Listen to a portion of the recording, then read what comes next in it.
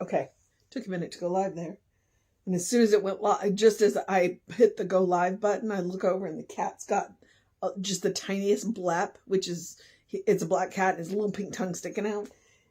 And I can't do anything about it because the camera's right there. So, oh well. What have you got on your claw there, Buster? Okay, I'll mess with it after the live stream. Okay. We got a short one today, thank goodness. It is December 14th. Our title is Be Still. And our author is Eve Bell Werber. It is Quiet Talks with the Master from 1936. So, yeah, let's get on this. Be still, not as any stillness you have ever known before. The stillness which lies at the bottom of the ocean, eternally quiet, yet eternally vibrant and alive with infinite activity. Only by attaining this super stillness can the full realization of former talks be attained. You must learn to keep the stillness, to retreat into it at any moment, whenever any confusion arises in your physical or mental world. Thus shall all difficulties solve themselves by my power working through you. Learn to be still instantly and watch God's power work. In this potent stillness, all demonstrations are made.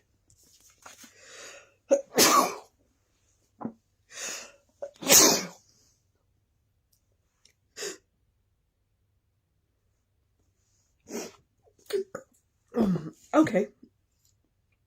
Woo! Okay, sorry, that was weird. I have a new, okay. Talk about being still. I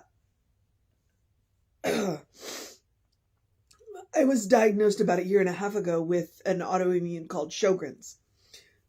Sjogren's syndrome. What that is my immune system attacks mucosal linings, which is, your sinuses, your nose, your mouth, your eyes, and causes them to be dry.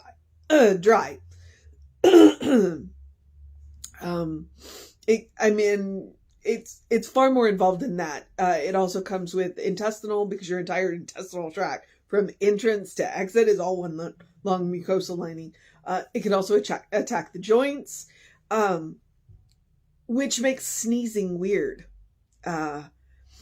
Because I will sneeze and there's some moisture, but not enough.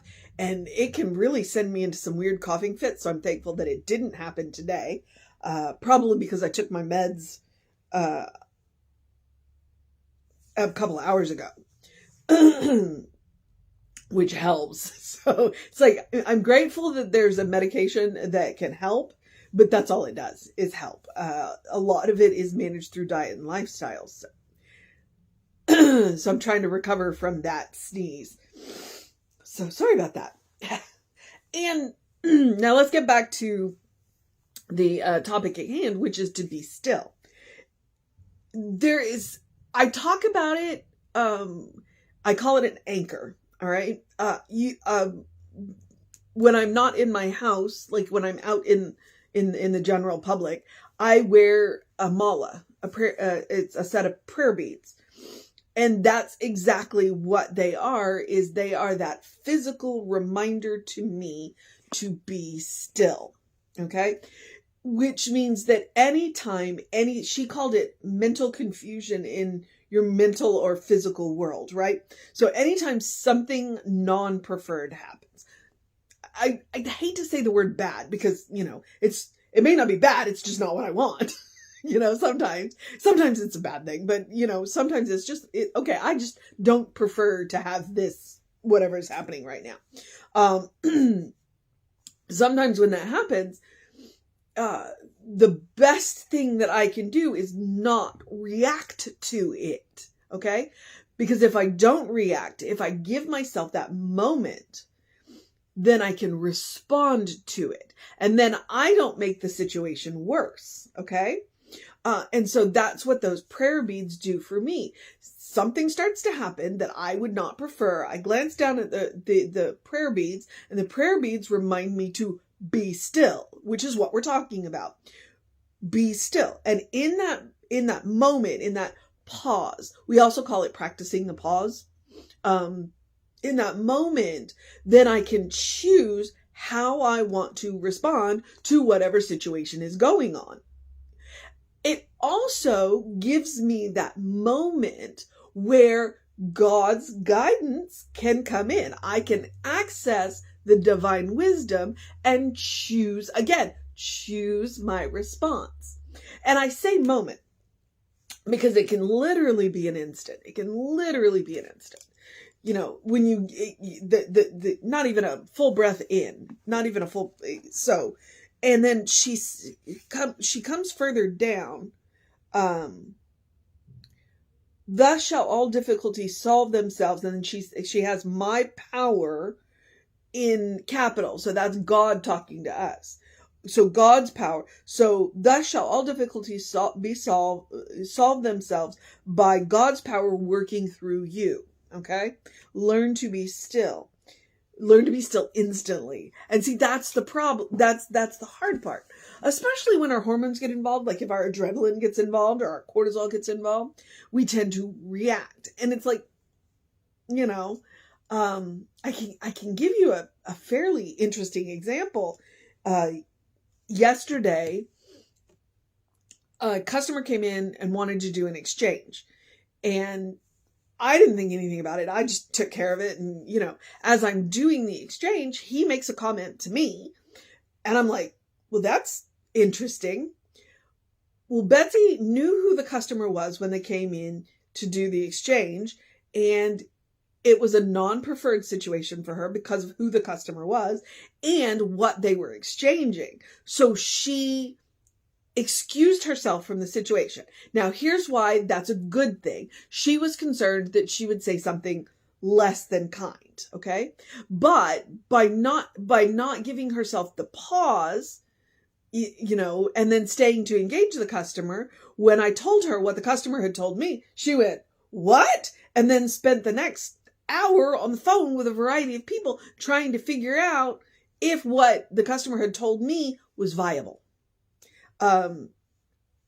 Because she didn't stay to engage in the customer. So it goes two ways. She chose to walk away because she was afraid that she would say something unkind. She would, you know, pop off.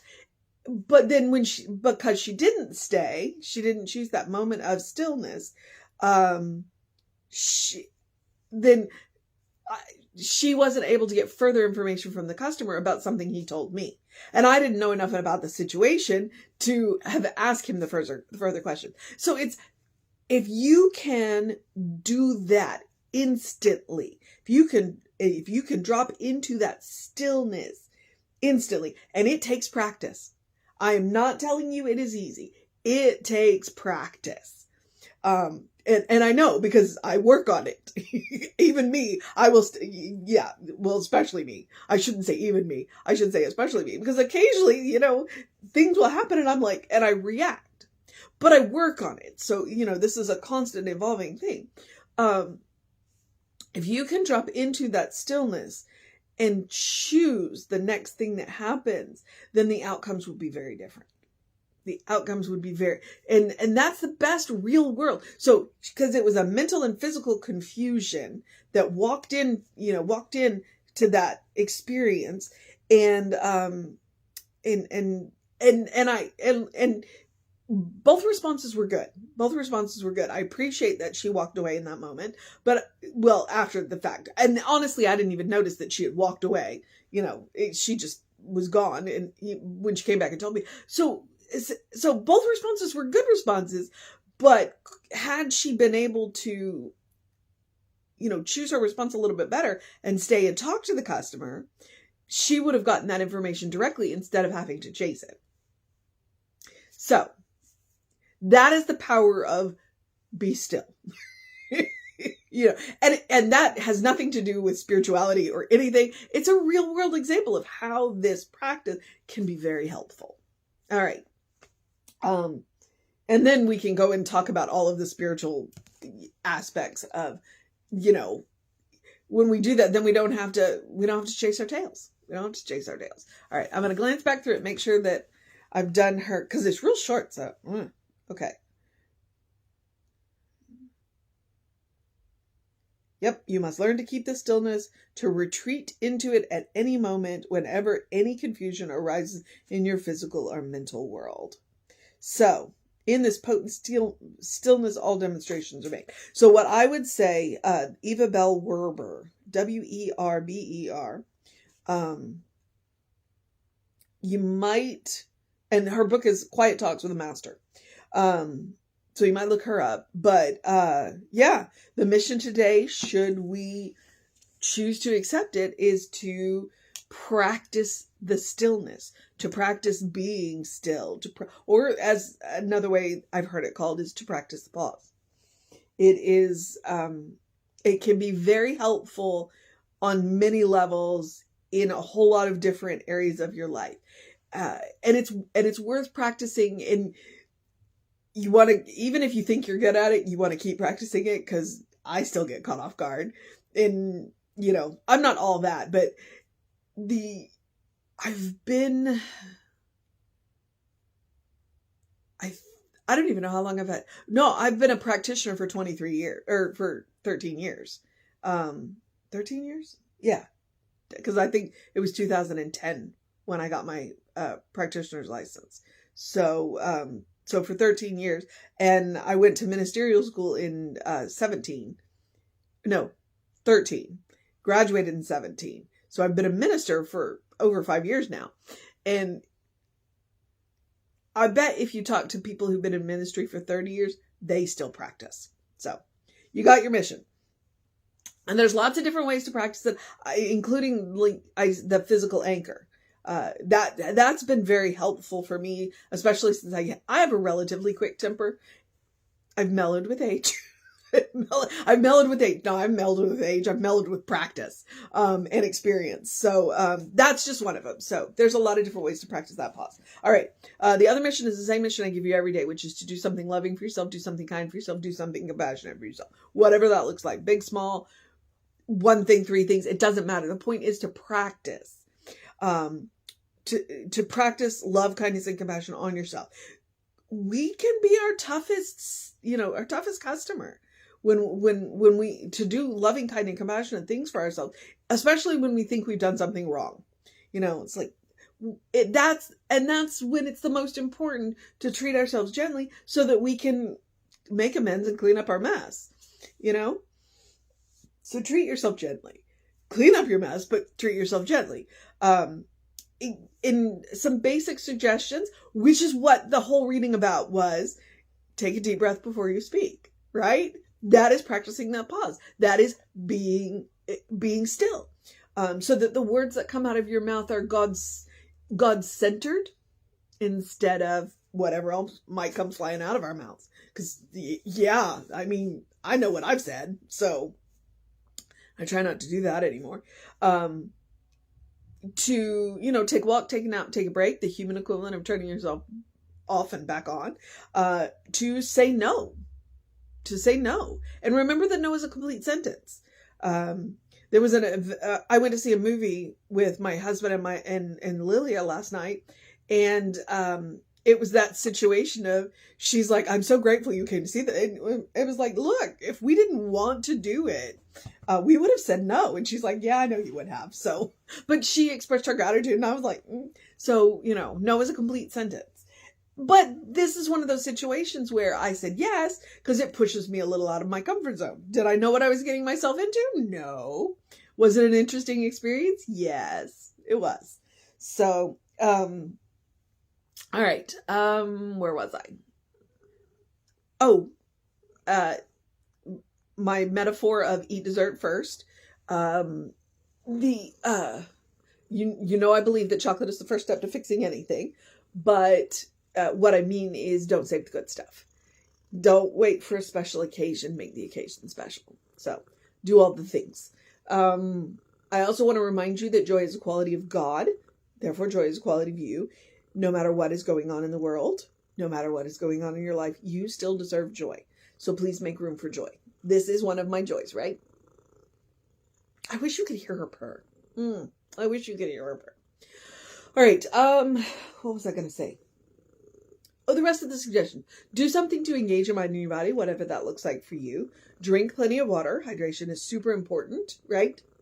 You drink plenty of water. Your brain works better, your body works better, and your skin looks better when you are well hydrated. Your fur looks better when you're well hydrated, right? Nope.